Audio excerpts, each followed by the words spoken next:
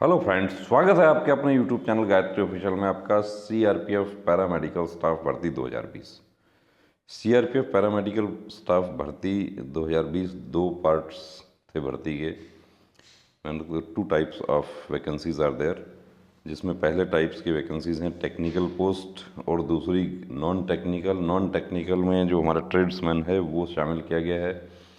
अब भर्ती का विज्ञापन कब प्रकाशित हुआ था? 18 जुलाई से 24 जुलाई 2020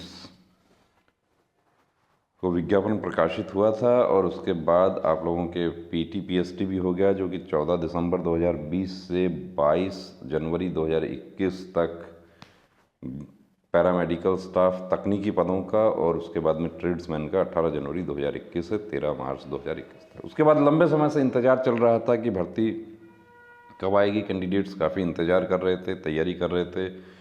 जो रिटन एग्ज़ाम का जो सिलेबस था वो भी ऐसा था कि जो नॉन टेक्निकल पोस्ट की यदि हम बात करें तो उसमें ऐसा था कि 50 क्वेश्चंस जनरल कॉम्पिटिटिव सब्जेक्ट से आएंगे और 50 संबंधित ट्रेड के होंगे। काफ़ी कैंडिडेट ट्रेड की अच्छी तैयारी कर रहे थे, लेकिन ये फरवरी माह में एक नोटिस जारी किया गया संशोधन सीआरपीएफ की तरफ से, जिसमें ये कहा गया कि लिखित परीक्षा में 2 घंटे का एक प्रश्न पत्र होगा। एक नंबर के 20-20 प्रश्न general intelligence and reasoning, general awareness, और 30-30 प्रश्न होंगे न्यूमेरिकल एप्टीट्यूड और हिंदी इंग्लिश कम्प्रिहेंशन, यानी कुल 100 प्रश्न होंगे। यानी वो जो ट्रेड के जो क्वेश्चंस थे वो इसमें से हटा दिए गए। ये संशोधन सीआरपीएफ की तरफ से कर दिया गया। और गैर तकनीकी पदों का लिंक जो है वो भी बताया कि 21 मार्च 2023 से आ जाएगा। एग्ज़ाम की डेट जो थी वो 31 मार्च 2023 फिक्स कर दी गई थी। और इसमें नेगेटिव मार्किंग के बारे में कहीं नहीं लिखा गया है। इसमें ये ज़रूर कहा गया है कि एग्ज़ाम जो है वो कंप्यूटर बेस्ड होगा। सीबीटी एग्ज़ाम के बारे में इसमें बात की गई कि सीबीटी कंप्यूटर बेस्ड एग्ज़ाम प्रवेश पत्र के लिए लिंक जो है वो 21 मार्च 2023 से सीआरपीएफ की साइट पर आ जाएगा। और 2 रंगीन प्रतियां, 2 नवीनतम फोटो और मूल पहचान पत्र लेकर साथ में आए। इसके साथ ही जो तकनीकी पद हैं उनके बारे में कहा गया है कि उनका भी समय रहते सीआरपीएफ की साइट पर जानकारी आ जाएगी। और अभ्यर्थियों को समय समय पर सीआरपीएफ के साइट को देखने की सलाह इसमें दी जाती है। अब कल एग्ज़ाम हो गया, पहली पारी का एग्ज़ाम हुआ, यानी कि अब बाद में इसमें एक संशोधन और आ गया। इसमें एक संशोधन दूसरा आ गया, वो भी आपको दिखाते हैं। दूसरा संशोधन फिर आता है नोटिस करिजेंडम पैरामेडिकल स्टाफ रिक्रूटमेंट 2020 कि 10 फरवरी 2023 को जो नोटिस जारी किया गया था उसका रेफरेंस लें, और जो एग्ज़ाम 31 मार्च 2023 को शेड्यूल था वो एग्ज़ाम अब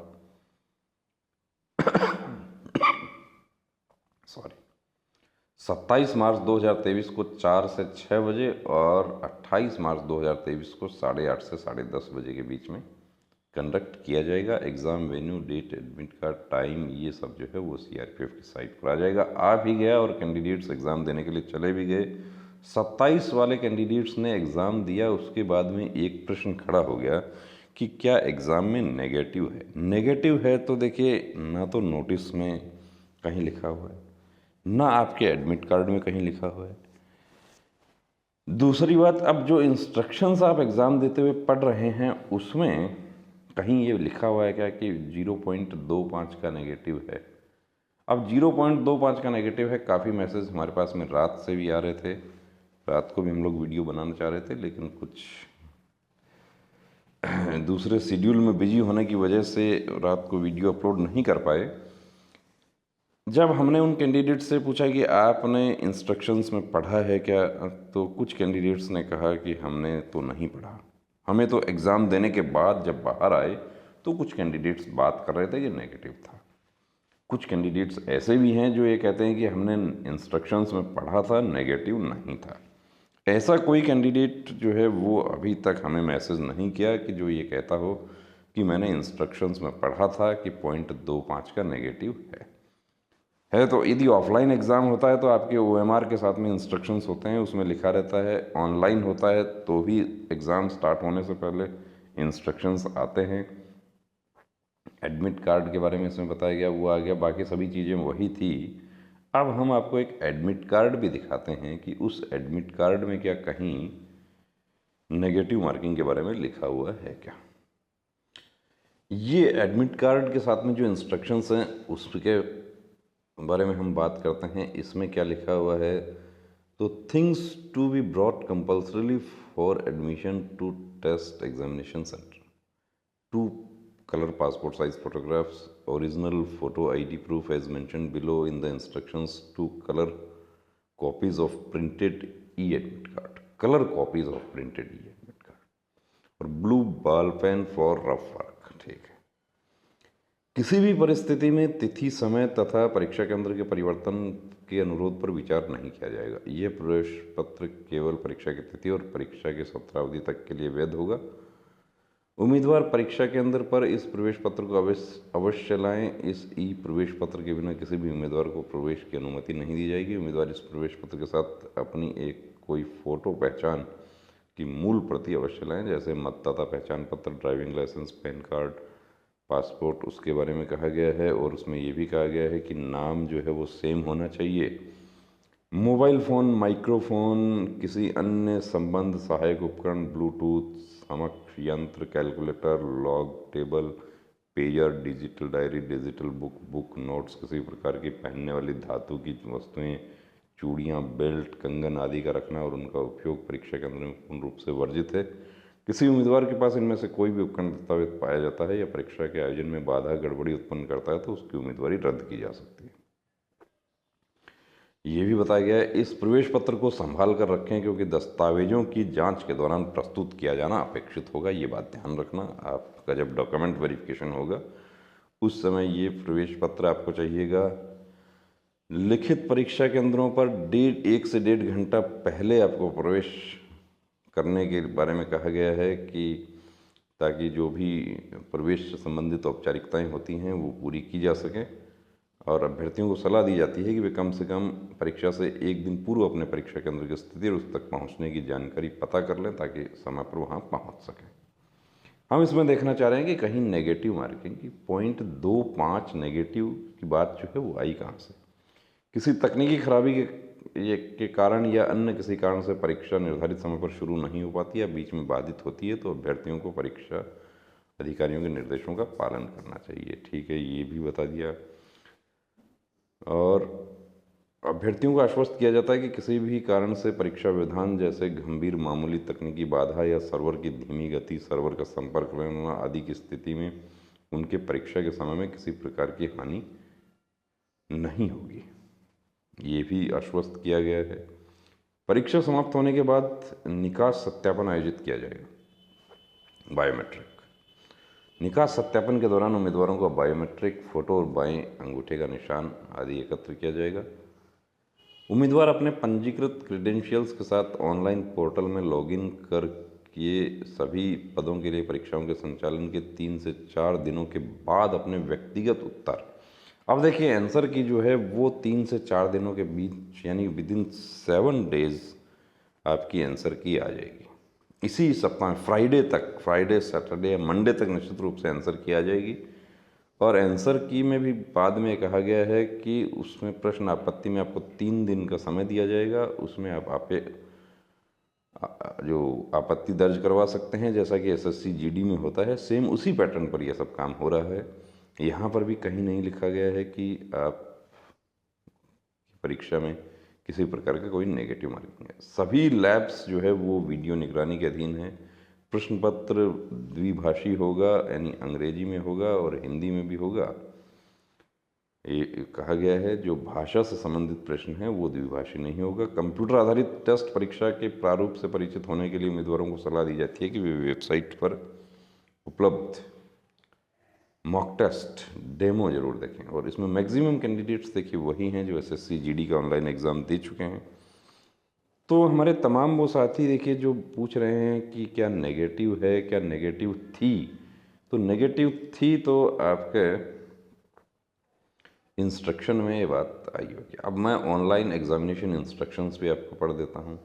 total duration of examination is as mentioned in the e admit card. E admit card में लिखा हुआ है The clock will be set at the server. The countdown timer in the top right corner of screen will display the remaining time available for you to complete the examination. When the timer reaches 0, the examination will end by itself. You will not be required to end or submit your examination. कि जैसे ही 0 हो जाएगा उसके बाद वो आपका automatic submit हो गया. The question palette displayed on the right side of screen will show the status of each question using one of the following symbols. ये जो सिंबल्स बताए गए हैं ये इसके बारे में बताया गया है. इसके बारे में बताया गया है you have not visited the question, you have not answered the question, you have answered the question. 4 है you have not answered the question but you have marked the question for you. The question answered and marked for you will not be considered for evaluation.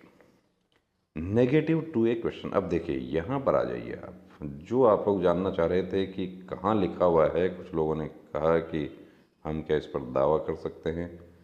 Negative to a question.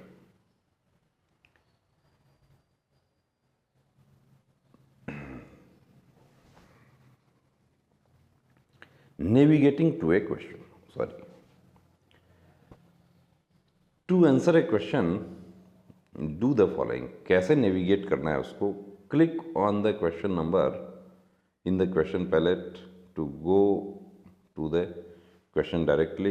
Click on save and next. Click on mark for review and next.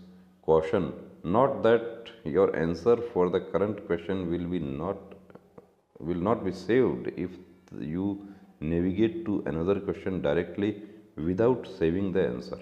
तो save करना है आपको question, वो navigation के बारे में कहा गया है, ये नेगेटिव नहीं है. आंसरिंग ए क्वेश्चन, आंसर के बारे में कहा गया है कि उसको mark save and next button. यदि आपको मार्क फॉर रिव्यू करना है तो वो भी आपके लिए कहा गया है. इसमें भी कहीं हमारे तमाम दोस्तों को जानकारी दे दें कि नेगेटिव मार्किंग के बारे में कहीं नहीं कही गया. तो जो 0.25 कि 0.25 का नेगेटिव है या 1/4 नेगेटिव है, ये बात आई कहाँ से.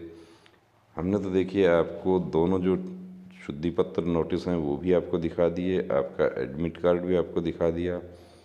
अब जो कैंडिडेट्स ये कह रहे हैं कि नेगेटिव था, उन्होंने क्या आपके इंस्ट्रक्शंस जो हैं एग्ज़ाम के उसमें यदि ये बात है तो वो भी आपको पहले सूचना दिए बिना, ऐसा नहीं किया जा सकता कि बिना सूचना दिए बिना कैंडिडेट्स को, जैसे एसएससी जीडी का एग्ज़ाम है तो उसमें पहले से नोटिफिकेशन में बात क्लियर की गई थी कि नेगेटिव मार्किंग होगी. बीएसएफ ट्रेड्समैन का भी नोटिस जारी हुआ है, उसमें इसके बारे में बताया गया है. तो जो भी एग्ज़ाम होता है उसमें पहले समय से बताया जाता है. ये एग्ज़ाम तो हमारा पुराना नोटिस था, लेकिन संशोधन पत्र में कहीं भी ये बात नहीं लिखी गई है. और यदि किसी कैंडिडेट को इसके बारे में कोई जानकारी है, कोई रिटर्न प्रूफ है उसके पास में कि उसने कहीं देखा है, जो आपने इंस्ट्रक्शंस में देखा है, देखिए वो तो आपने देखा है. और अब क्लियर कब होगा? क्लियर होगा जब 2 दिन 4 दिन बाद में जब आंसर की आएगी, उस स्थिति में क्लियर होगा. और मैं आपको आश्वस्त कर दूं कि बिना कोई सूचना दिए यदि नेगेटिव किया जाता है तो वो गलत किया जा रहा है. उसको चैलेंज करने वाले कैंडिडेट्स ऑलरेडी तैयार बैठे हुए हैं, हमें बताने की ज़रूरत नहीं है. तो बने रहिए दोस्तों चैनल के साथ. और आपका कोई प्रश्न है, कोई डाउट है, आप हमारे साथ शेयर कर सकते हैं. आपके जो प्रश्नों के जवाब देने के लिए हमारा व्हाट्सअप नंबर चालू रहता है. कई बार तो ये स्थिति होती है कि 24 आवर्स ही उसको चालू रखना पड़ता है. तो जो दोनों शुद्धि पत्र, एडमिट कार्ड, इसमें कहीं नेगेटिव के बारे में नहीं लिखा हुआ है. जो इसको नेगेटिव पढ़ रहे थे, पहली बार में मैंने भी इसको नेगेटिव पढ़ दिया, लेकिन ये नेविगेटिंग टू ए क्वेश्चन है, यानी कि किस तरीके से नेविगेट करना है क्वेश्चन पर, आपको कैसे पहुंचना है उसके बारे में बताया गया है. सेव एंड नेक्स्ट के बिना यदि आप चले जाते हैं तो वो सेव नहीं होगा. ये सब चीज़ों का ध्यान रखना था. तो जो कैंडिडेट्स एग्ज़ाम दे दिए हैं वो बहुत अच्छी बात है, एग्ज़ाम आप देकर आ गए हैं. अब आपने 50-60 किया, किस आधार पर किया? कुछ हमारे साथी 100 में से 100 भी किए हैं. दूसरी पारी का भी एग्ज़ाम हो रहा है. उस एग्ज़ाम होने के बाद आपसे फिर बात करेंगे इसी मुद्दे पे कि किस आधार पर नेगेटिव जो है वो उसकी अफवाह उड़ाई जा रही है और वो कहाँ से फैलाई जा रही है, और यदि कोई सच्चाई है उस दावे में तो वो किस आधार पर दावा कर रहे हैं कि नेगेटिव था। हाँ, हेड कांस्टेबल मिनिस्ट्रियल जो है, और हेड कांस्टेबल मिनिस्ट्रियल का एग्ज़ाम हुआ अभी, उसमें बिल्कुल नेगेटिव था, 0.25 का नेगेटिव उसमें है। वो एग्ज़ाम हो चुका है, उसकी आंसर की भी आ चुकी है, और ये भी आपका आंसर की विदिन 1 वीक आपका आ जाएगा, उसमें हमें और क्लियर हो जाएगा। और आंसर की में बात स्पष्ट होती है कि नेगेटिव का आपका मार्क कटा है तो बिना सूचना दिए हुए मार्क यदि काटा जाता है कैंडिडेट्स को बिना जानकारी दिए हुए तो वो बिल्कुल गलत है, वो यानी भर्ती नियमों का बिल्कुल साफ साफ उल्लंघन है। जय हिंद।